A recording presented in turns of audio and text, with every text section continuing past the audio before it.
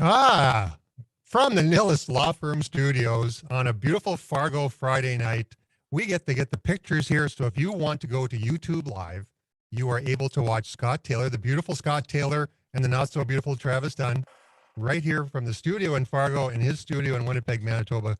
Welcome, Scott, on a beautiful day in the neighborhood. You said beautiful. Did you take a puck in the eye when you played point for the old Fightin' Sioux back in the day? Well, the crazy thing is, Scott, is that the sun is shining here today, so I consider that to be a good day when it's Okay. been dreary and windy. And you know how that can go. It can be a lot of time between sunshine around this neck of the woods. So anyway, just thought I would say that.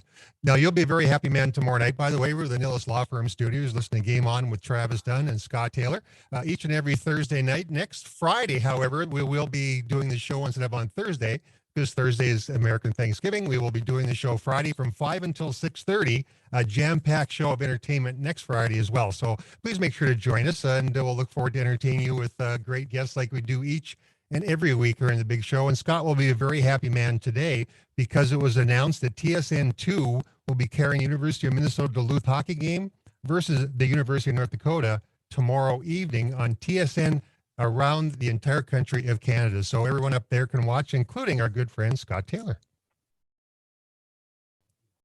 You still there?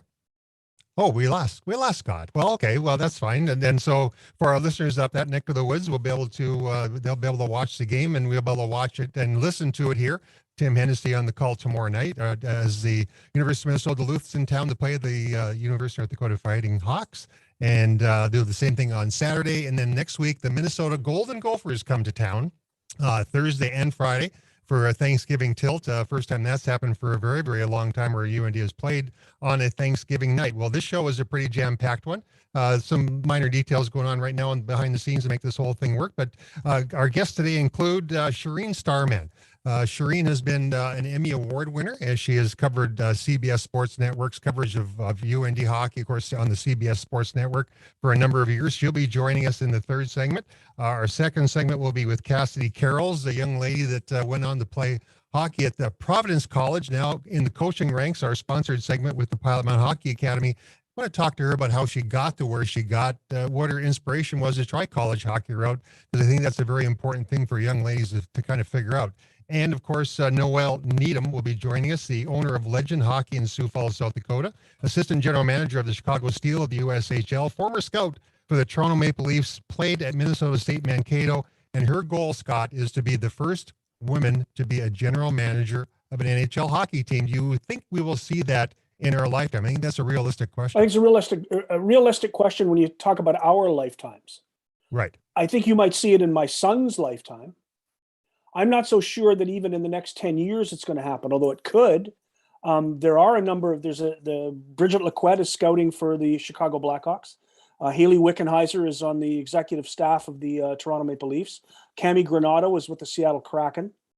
There are women in the National Hockey League ready to take those jobs. So, I think it's going to happen.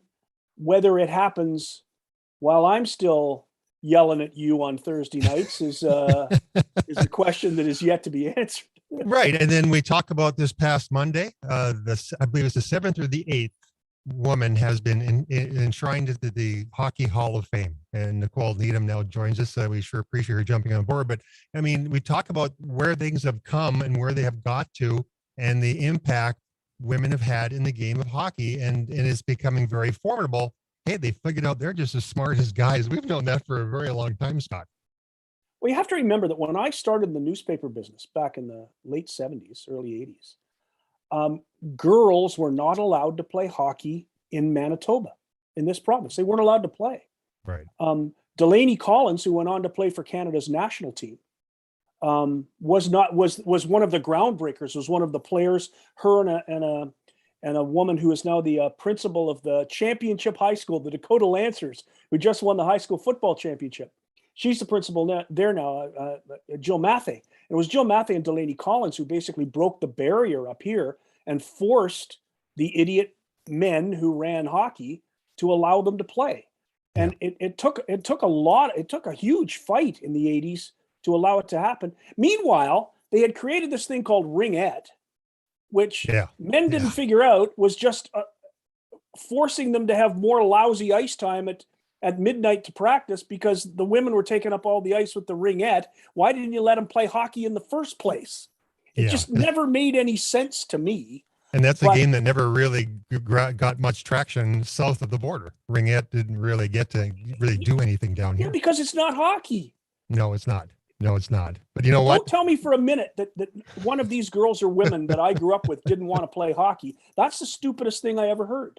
And when I came to and when I was in high school, there was a woman in Ontario named Abby Hoffman who was fighting for the right to play hockey in Ontario. Right. And people looked at each other and went, well, that's the stupidest thing I ever heard. If they want to play, let them play. Who cares? Exactly. And it's just amazed me my entire life, this barrier that has been put up of women playing hockey. It never really added up for me. I'm chuckling because you know what? We're talking about barriers north of the border, letting women play hockey. And we're going to talk to Noelle Needham. We'll let her walk into this gate and join this conversation with us. A young lady in Elkton, South Dakota, Noelle's hometown. And I'm going to ask this, Noelle, how in the heck did you ever get introduced to the game? And South Dakota isn't exactly been known for a hotbed for hockey. Noelle, welcome to the show and welcome to our conversation of women in the game. Yeah, thank you guys. I appreciate you having me here.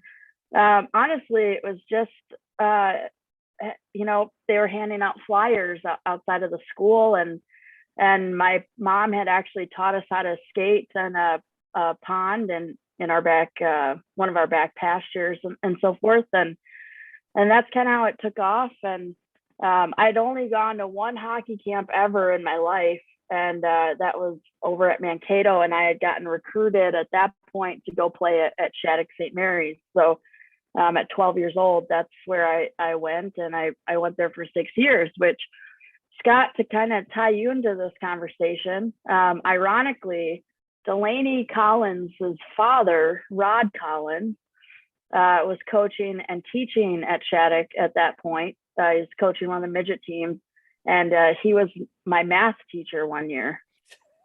We were talking this. I'm not sure that was.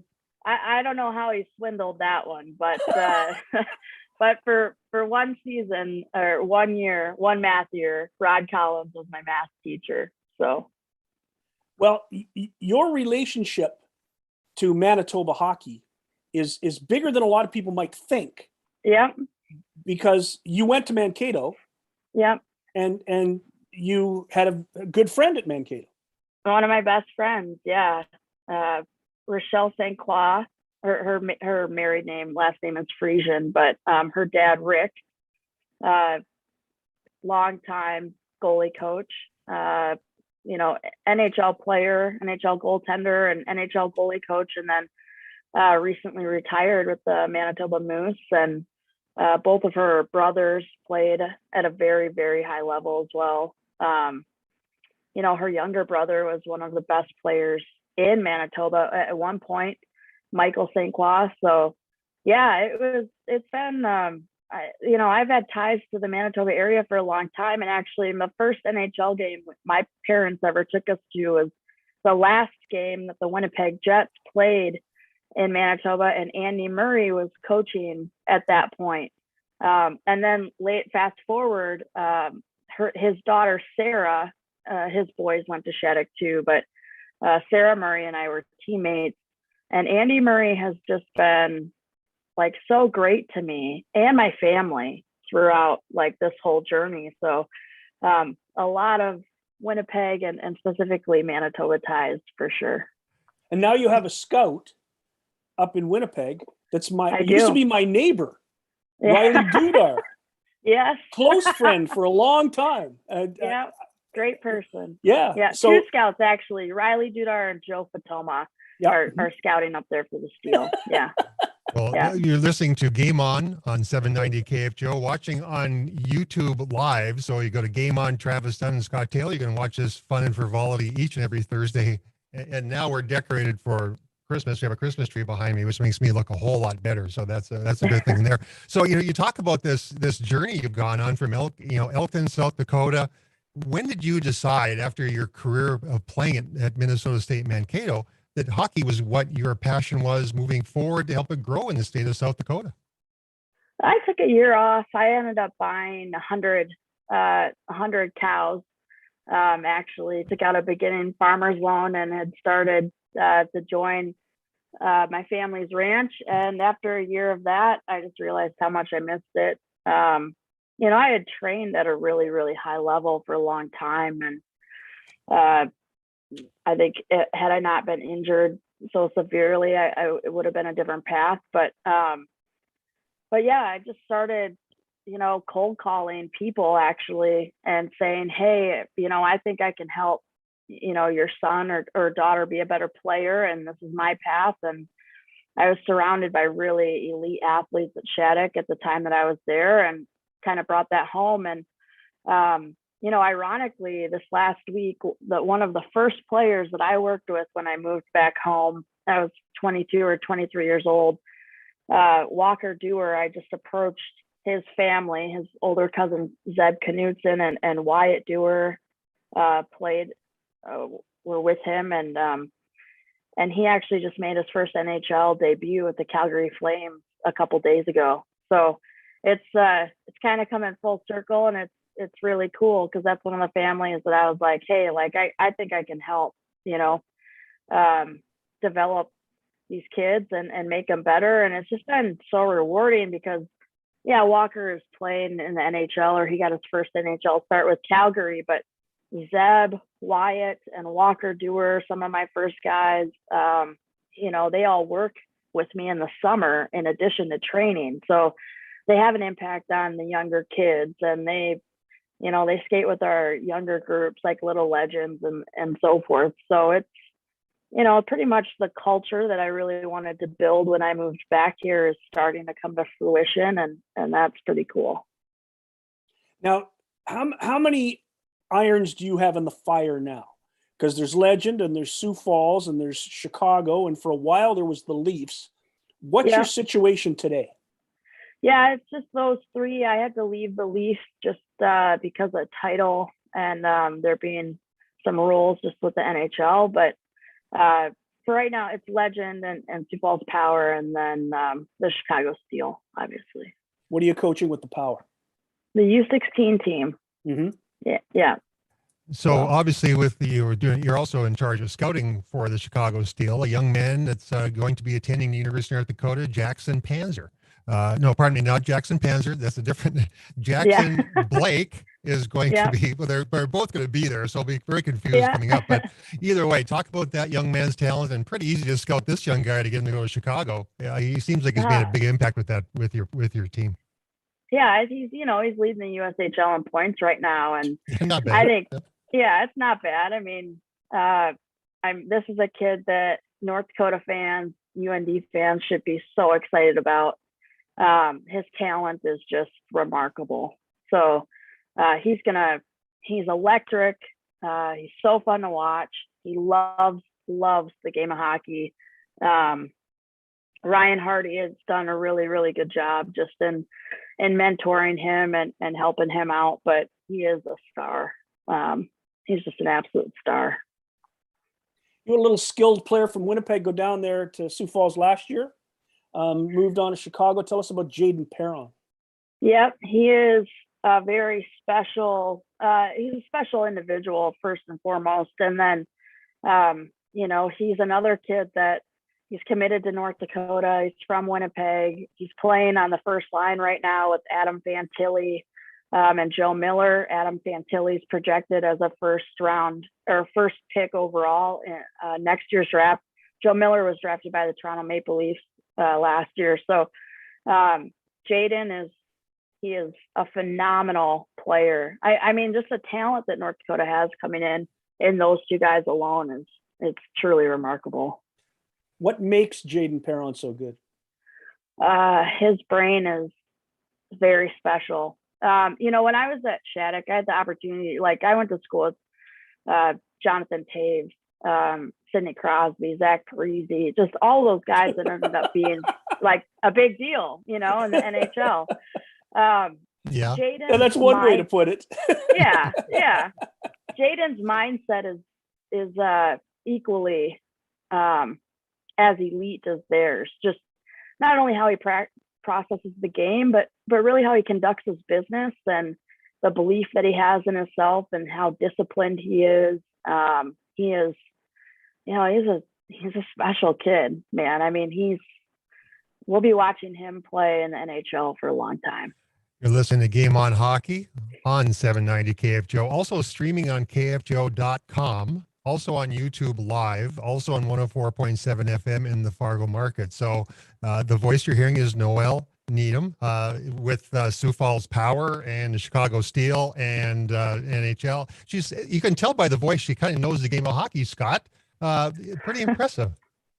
Well, yeah, but you don't get to be a scout for the Toronto Maple Leafs. You don't know the game. Yeah. But I'm still fascinated by the Elkton, South Dakota story. I mean, how somebody is skating on the back 40 outdoors and suddenly ends up at Shattuck. There has to be kind of a thing in between there. There has to be something from your early days to get to Shattuck, because bad players don't go there.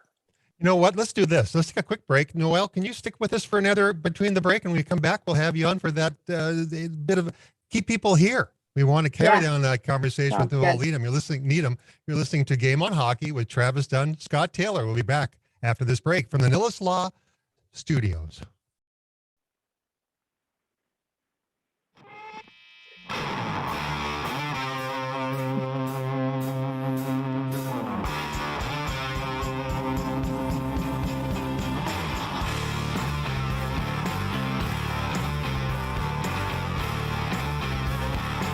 Turn it off.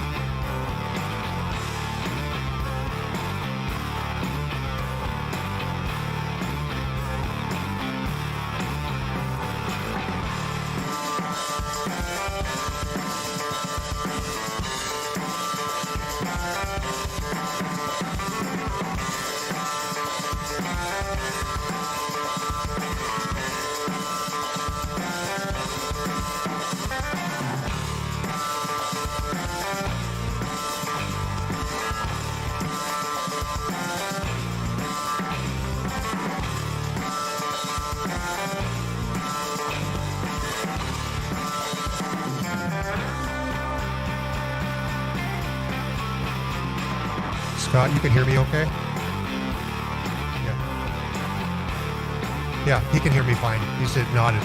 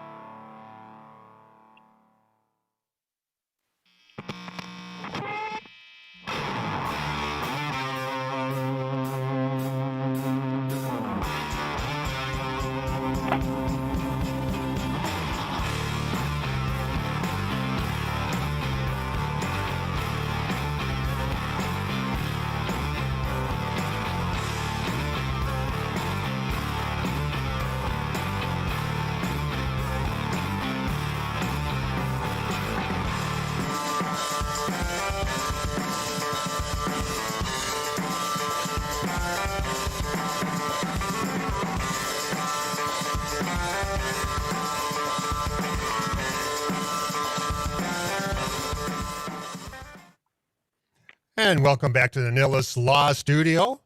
Nilles Law, established in the early 1900s, the Nilles Law Firm provides legal services in more than 10 areas of practice, including business and corporate law, estate planning, wills, trusts, and probate, commercial litigation, adoption services, and real estate. A division of Nilles Law Firm is Northern Title, which provides complete closing and escrow services along with title insurance policies for all types of real estate transactions in North Dakota and Minnesota. Call Nilles Law Firm at 701-237-5544 or look them up on the World Wide Web at nilleslaw.com. So thus the Nilles Law Firm studio each and every week where Scott and I get to visit with hockey minds that are so very impressive. And Noel Needham from Sioux Falls, South Dakota right now is joining us. So Scott, carry on with that question that you were going to ask her before the break. How do you go from the back pond to Shattuck St. Mary's? How'd you get there? I think it was, I played a little association hockey, but we trained a lot. I have a very extensive football family. My dad played at Oregon. My grandfather played there too. I have a lot of Division I athletes in my family. And so I think when we started with hockey, it was really no different than kind of the path that he had taken to play football and moved to Southern California and hired based off of that. And so that was how I got my start with the Maple Leafs. And then eventually the Chicago Steel came calling and wanted you not to just be a scout, but to be the associate general manager. Yep. And that was a good, I mean, obviously working with the Maple Leafs it's a surreal story. The franchise and everything was just, phenomenal. And I probably appreciate it a little bit more now that I'm out of it, not really understanding the fan base and the history and everything. But with Chicago, it was an opportunity for me to continue to learn from the management side and learn more about players and placements and, running an organization. I felt like that was something that I wanted to be challenged with. And so the Chicago Steels provided that for me. Well, I don't think you have any problem running organizations. How many teams do you have in Sioux Falls playing right now? 5 teams in Sioux Falls right now. And you're running the show. I have help. That Matt Tobin is the general manager, so he and I kind of do this together. But yeah. Oh boy! Well, when would you sleep? I guess that's the last question we'll ask before we introduce Cassidy Carrolls into this whole conversation as well. But you are obviously busy 23 and a half hours a day. I try to be. You try to be. Hey, well, Noel, thanks so much for joining us. You know what? We really like to have you back on again at some point in your future to carry on the conversation about the Chicago Steel, about all your involvement with hockey, and of course, Augustana hockey, which we can talk about the next time you come back on the show as well, because hey, there's a coaching position open there, in the men's side. The men's side, you could maybe be the first woman to coach in Division I hockey in the United States. Yeah, maybe. Just throwing it out Never there. know. Maybe. Thank you, Noel. Guys. I sure do appreciate it. Scott and I. Thanks, we really Noel. do appreciate you being on. Take care. Thanks, Noel. Well, and with that, we open the door and let the next guest in, Cassidy Carrolls, for our sponsored content from the Pilot Mountain Hockey Academy. How do you follow that? Go ahead. We'll just let you start talking, because talk about the knowledge of the game and the experience and the success she's had at a very young age. Yes, you're not that old yourself. You're going to be in this game for a long, long time yourself, huh? Yeah, I guess so. I missed part of the Noella's part, but yeah, I'm only 26, so I got a long ways to go, I guess, in the hockey world. But right now it's the coaching side. So yeah, and I keep gaining knowledge as I coach too from the people I'm coaching with. So it's kind of neat. When Noelle was speaking, she's from Elkton, South Dakota, and grew up on a farm, a big ranch in Elkton, South Dakota. And she started skating on the back 40, basically. Well, that's your background too, isn't it? I mean, you came from small town Manitoba to end up at Providence College. Yeah, I actually grew up on a dairy farm, so just outside of Bruxelles, Manitoba. And Bruxelles itself maybe has 14 people, and I think they're all related to me. So It's a pretty small town. And then, yeah, we would go to Bruxelles Rink. Actually, there's no lines or anything. You're basically in a barn shed, and that's where we learned to skate. Mom and Dad would bring us there. And I actually only started hockey when I was 9 years old, but I was skating well before that. So, yeah, it's kind of cool that we have the same background. But yeah, it was a dairy farm, so that's where I grew up. 9 is Scott old. and I talk. Scott, yeah, yeah. 9 is kind of old because so many kids that I talk to when I interview them started playing hockey, organized hockey at 5 and 6. They started in Timbits early. Yeah, 9 is a little older. Well, yeah, we were. So my sister and I. It's funny actually. Gary McManus was the coach for the Holland girls at that time, and he called my mom and dad and said, "Hey, we need players because small town, there's never enough players." So they called my parents, and then mom and dad, I remember, sat us down and asked what we thought. And I know at first we're like, "Oh yeah, maybe," and yeah, so that's how it all started. It was somebody called and said, "Are your girls interested in playing hockey?" So yeah, it was kind of cool. And yeah, honestly, I was so good when I started. I remember that first practice, everyone was way ahead, and my sister and I were at the back, and we went to go pivot, and both fell. And for me, I was like, I just hated that because I was like, nope, I'm not going to be the worst. So then I think that's what pushed me to get better. Was it drove me nuts how bad I was. And we're talking. You're listening to Game on Hockey on 790 KFGO, streaming live on KFGO.com as well as on YouTube Live. You can just go ahead and search that Game On with Scott and Travis. You can watch this fun and frivolity each and every week, and the people that make the game so great. Cass, you talk about where you ended up at Providence College. When did you realize that was going to be an opportunity for you? It wasn't. I think sometimes I was just naive to that because for me, it was just I was playing a game with my friends. So it wasn't like one of those things I grew up when I was 10 years old with the goal of going to Harvard or, everyone's dream. But it was actually once I got my first letter in the mail that I realized that was like even a thing or a possibility. So it was when I was in high school, actually. I think it was Mankato State. I got a letter from them. And that was like where it kind of opened my eyes to how there was that whole other world out there after my rec hockey with all my friends. And then, yeah, from there, I guess like I had a lot more exposure once I got into high school because we were going to lots of tournaments and stuff. So then I started kind of talking to more schools and seeing more schools. And yeah, so honestly, I wasn't searching for it because I didn't really know about it because not a lot of people at that time were going to college around our area. But once I kind of got through, there was lots of people. I think once I realized that that's what was going on, I realized that, yeah, lots of people actually go do that. So it's kind of cool. Yeah, lots of people, especially from your Pembina Valley Hawks organization. A lot of the girls who played there have been good college players in the U.S. Yeah, well, it kind of started like when I started, I played like Christine Grenier, Kaylee Hildebrand. Yep. They were kind of the older girls there. And yeah, that's like the first batch of girls that I really got to know that ended up going to colleges. And yeah, it was kind of neat to see them go. And then it was kind of something I wanted to follow in their footsteps, right? And you see that they get those opportunities. So it kind of, for me, opened my eyes and the door to that being a possibility. But yeah, there was lots of girls. Once I actually got into the whole program and got exposed to that kind of stuff, lots of girls did go. We had a good team for quite a few years, so it was fun. Yeah.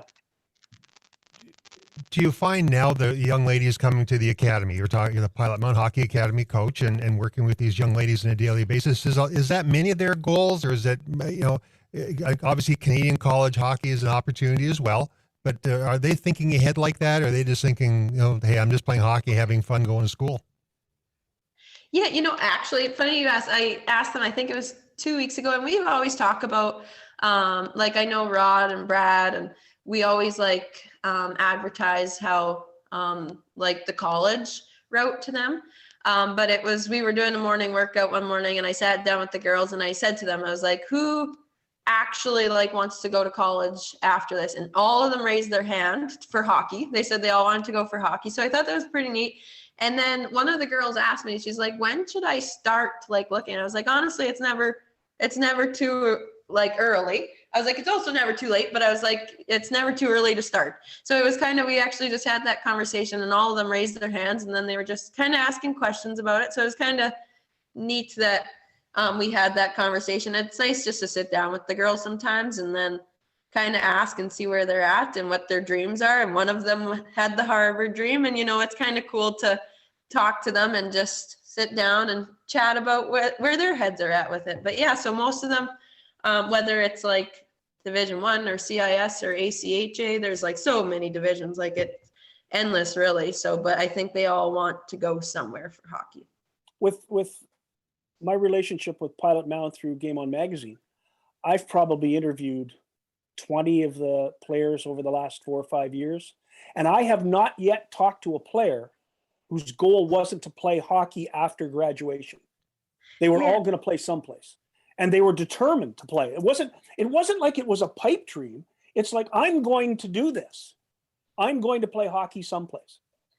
Yeah, and you know what? I think that's a big part of why these girls are coming to the academy too. Like, they know that that's where they want to be, and they know that if you're coming to academy or on the ice 6-7 days a week, you're getting better, you're getting more exposure, your games are televised. Like, and basically I've told them many times, like, this is a precursor to college, because when you go to college, you're living in dorms, you're with your team all the time, you're practicing every single day. So I think too, that's why a lot of them end up at the academy, because that is their end goal, and they kind of know that it's a good route to help them get there for sure, like exposure wise.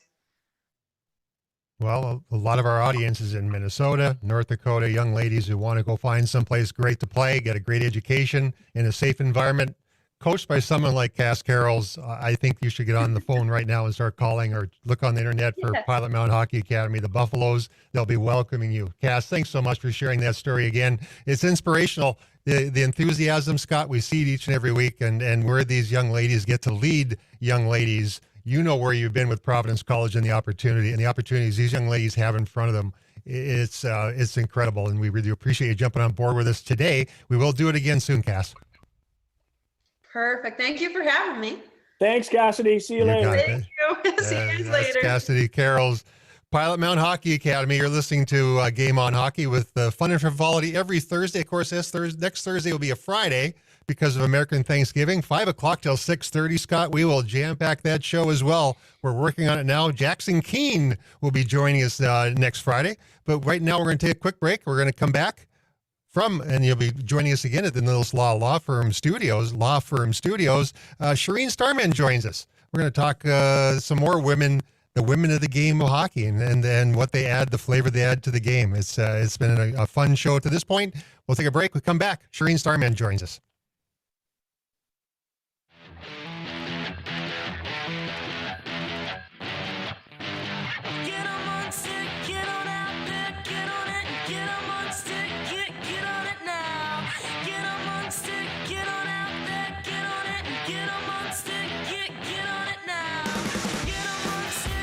Hey guys, can you hear me? We can. Great. How's it going? Hey Scott. Hey Shireen, how are you? Good. Thanks for having me. Oh, thanks for coming on. My pleasure. This has been a brilliant show. I wish I would have heard it. I bet. I love the Noelle was play phenomenal, together. and Cassidy, who played at Providence, was pretty phenomenal. And yeah, should do this every week, Travis. Hey Travis, how's it going? I don't think he can hear you. I think he has his earphones off. He's being a cool radio guy now. Talking to his Doing all the producing stuff. Yeah, doing all the producing, yeah. I get it. I know those days. Testing 1, 2, 3. Testing 1. There you are. Hey Travis. Turn your camera on, True. Oh, sorry. That would help, wouldn't it? Hold on. I'm a rookie at this. Bottom left corner. Stop video, start video. There you are. Now we can't hear you. You Did you mute yourself? I think I did. How There you about go. now? Yeah. There we go. Touchdown. And I didn't even need Dave for this. Thank you. My dad, my technical director was my dad. He helped me set up the shot. I hope it works okay. And yeah. He just said yay. Oops, are you frozen, Scott? Nope. Oh, nope, there you are. Okay. Great lighting. Who set up your lighting? That's My dad, hey, Dad, come here for a sec. Very quickly in case we're almost done.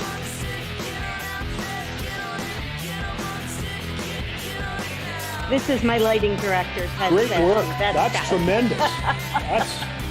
You come and do my lighting later.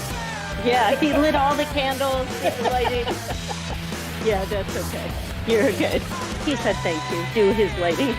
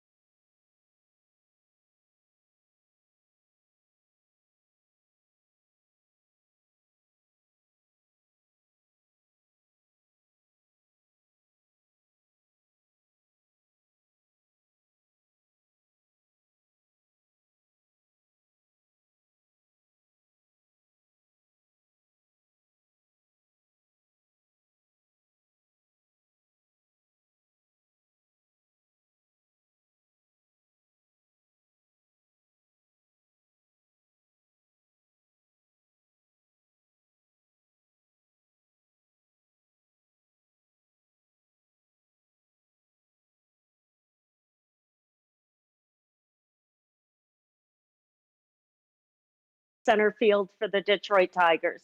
That was my dream. That's So how did I was. I.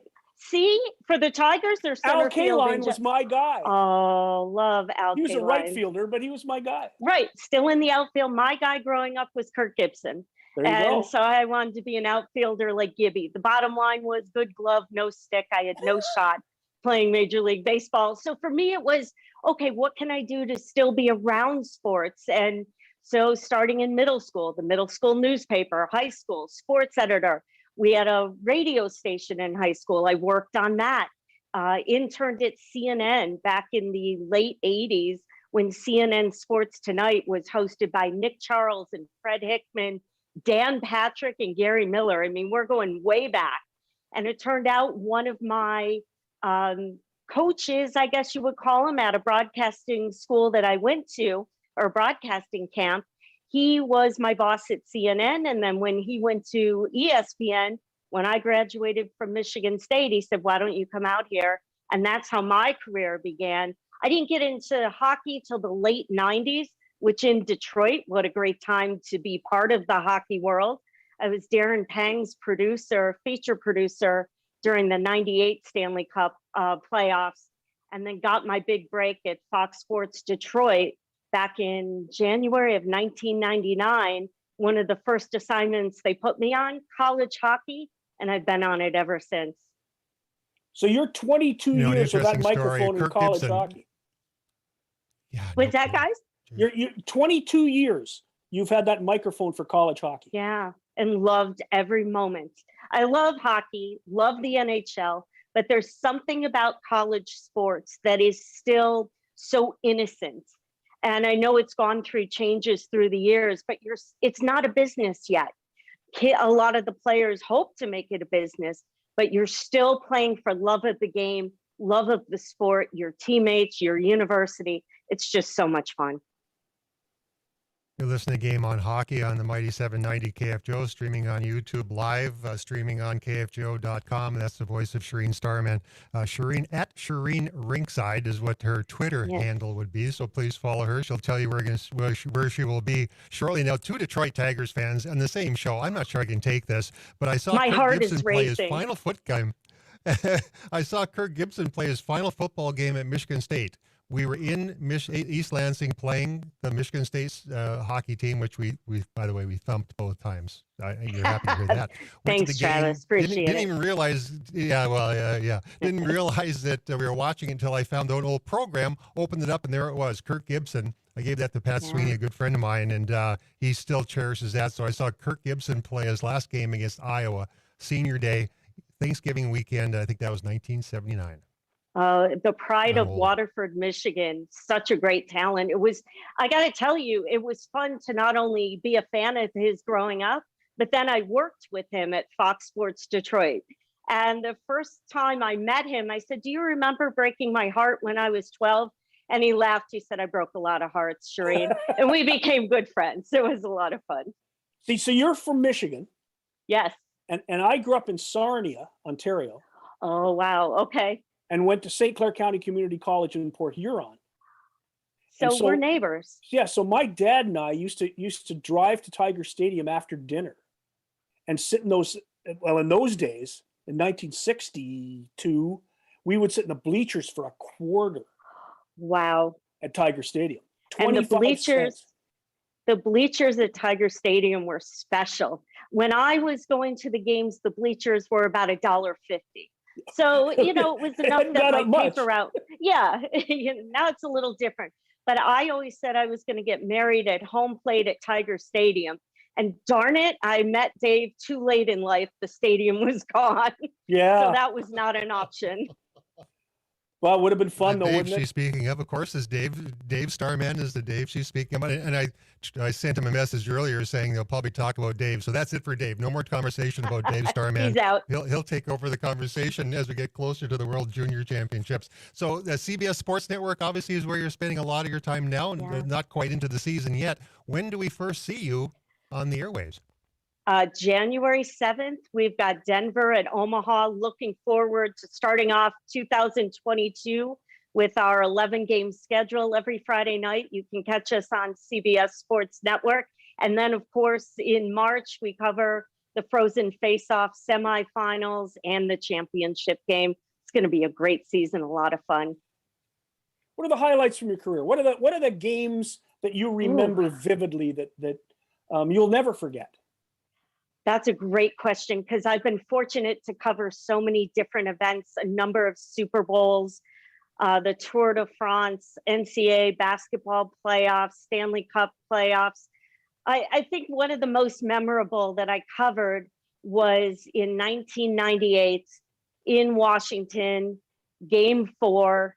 Vladimir Konstantinov, who had been paralyzed the year before, was at the game. I'm on the set with the late John Saunders, with Barry Melrose and Neil Smith. And because we were doing intermissions and post game. So I'm sitting with them on the set during the game. And two things from that game were amazing. One, all of a sudden, people started cheering. And we're looking around. It was during a commercial.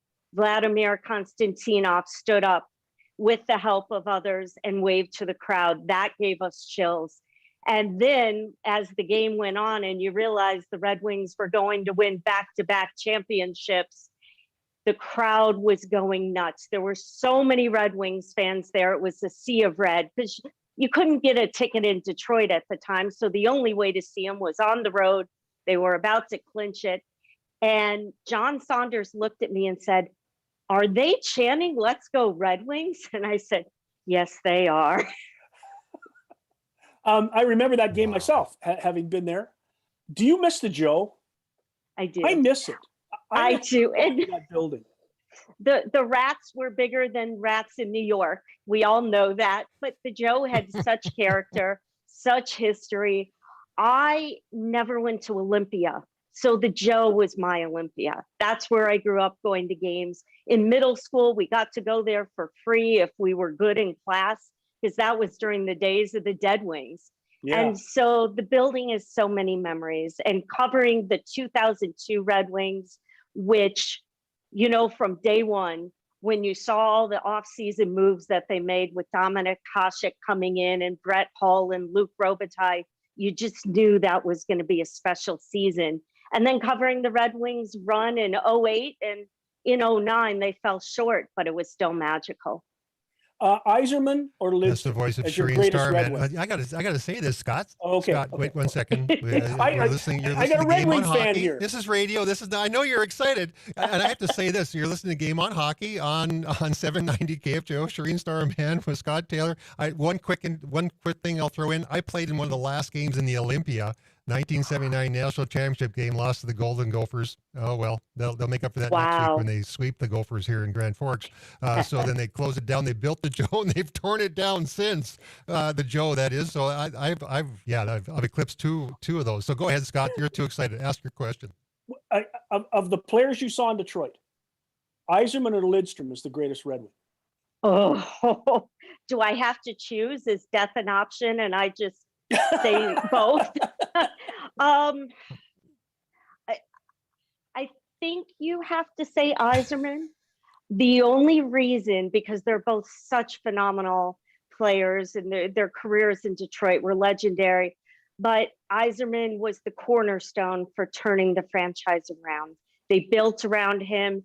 It was Steve Yzerman buying into a two-way game, not just being that offensive threat, but becoming a defensive power too that really helped the Red Wings win their titles. So I'm going to give Yzerman an edge. And if he does what he did as a player, as a general manager here, then absolutely Yzerman. Well, Detroit's not as bad as people think they are. That's No, that's not a bad hockey team. I mean, they're okay right now, and he's done a whale of a job since he came in. I guess I'm a Lidstrom guy because of all of the Norris trophies. No question. They used to call him Norris in the Yes. dressing room. Yeah. I covered the Red Wings for 11 years, from 99 to 2010, and they used to always just say, "Hey, Norris," and what? They called Shelley Captain America. They called Lidstrom Norris. I'm sure there were a lot of other nicknames too, but those are two that I remember the most.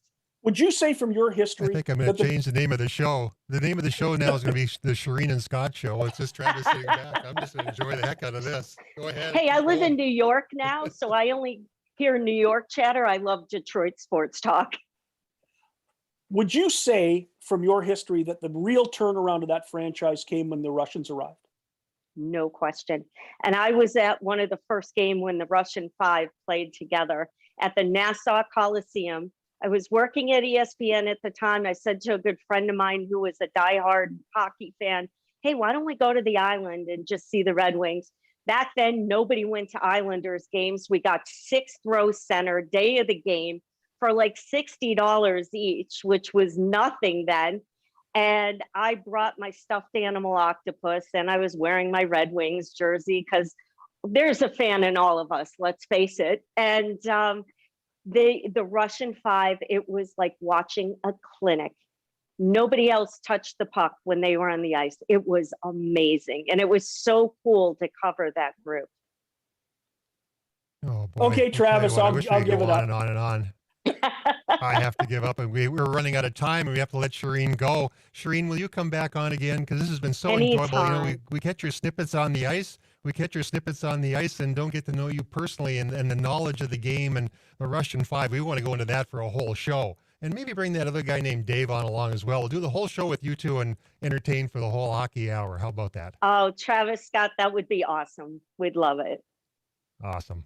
Well, Shireen, thanks so much for joining us on Game On. Our first season, we're having great guests each week, and we count you among the highest of that level. You're way up there as far as the best of all Thank time. you. We will do it again soon. You bet. It was a Shireen lot of Starman. fun.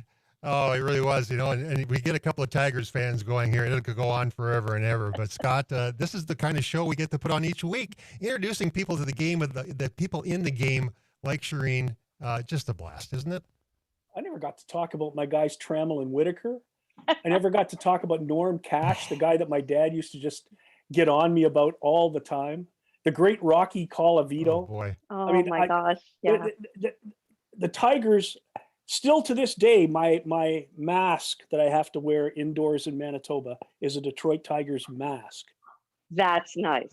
I'm a diehard fan, and maybe next time we'll get to talk about the Tigers. Awesome. And let's talk about Ernie And this- Harwell when we do. Absolutely, yes. Because he was my Oh, first God, interview ever absolutely. in middle school. Really, Voice of the Oh, my Tigers. gosh. yep. Well, Outstanding that Ernie segment Harwell was stories. brought to you by the Golf Center. This segment was brought to you by the Golf Center in Grand Forks. We have to throw this commercial in where Shireen spent a little bit of time in her career. Custom club fitting, ping, PXG, Titleist, and tailor-made, as well as custom putter fitting. They gave me a new putter here a couple weeks ago. I'm going to sing 4 more putts per round, which makes me a scratch golfer at that point. They also have SkyTrack, so stop in the 3001 South Columbia Road in Grand Forks or call 701-775-0019. Brian Leach and the guys will take care of you. And boy, it's been a blast. Thanks so much, Shireen. Sure enjoy having you. And Scott, a great guest lineup. Noelle Needham, Cassidy Carrolls. I think there's a common theme here. There's a lot of very smart women in the game of hockey. Oh, thank Yeah, you. there's no question about that. I mean, Yeah, I knew that. I go just back to wanted what I share. talked about when we started. Why weren't women allowed to play hockey from the start? And why 'Cause a weren't guy was women involved. allowed to be broadcasters from the start? Mhm. The reality is that we're lucky today to have them. And I'm just so excited by the people we had on today. And the next time when Shireen comes on, I'll wear my Tiger hat. You usually do. I'm it, gonna and wear then my I don't know why it didn't Tigers happen, and then uniform. Shireen will- Oh, do it. Yes. And we need to get the Russian 5, the author of the book, on as well, Yes. because that's a Yes. tremendous story. If you haven't Oh, seen yeah. the ESPN special on that, it's riveting, it's exciting. And with that, the riveting and exciting hour of a game on hockey. Again, next Friday we'll be doing it for an hour and a half. We have Jackson Keene is going to be on next week, a great young man that played at University of North Dakota last year. Great story. And playing for the Orlando Solar Bears, living life in Florida, a little different than us guys up north. But with that, for Scott Taylor, for Shireen Starman, for Dave Starman, for Noelle Needham, Cassie Carrolls, we appreciate you listening to us each and every week from this studio called the Nilles Law Studios on the KFGO campus. We do appreciate it. Listen to you next week. Watch us on YouTube Live. Go and watch it. Listen to it later. You get to see Shireen, and she makes us look a lot better because people will be paying attention to her, Scott. With that, we will say good night. Have a good Thanksgiving next Thursday, everyone. Shireen, Bye, thanks so guys. much. Goodbye, Scott. See you guys. Good night. Bye. Good night.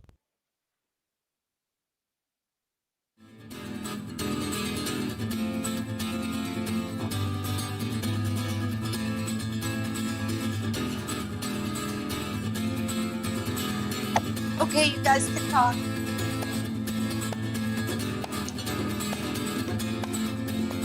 Yep. Was an interview